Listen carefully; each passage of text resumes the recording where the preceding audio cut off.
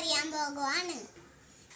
ഇത് ചിക്കു, ഇത് മാലു, ഇത് ചിന്നു.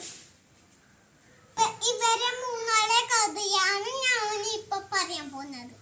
മാന പുല്ല് തിന്നുന്നുണ്ട്.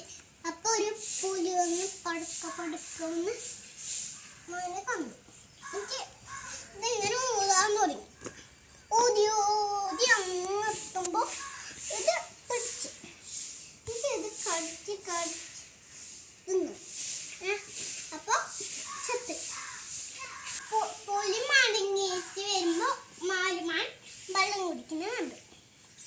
പുലി പടുക്ക വന്ന് പിന്നെ ഇത് കണ്ടു. അപ്പൊ ഇത് പുലി മാനിന്റെ പുറകെ ഊതി പോയിട്ട് പിടിച്ചു.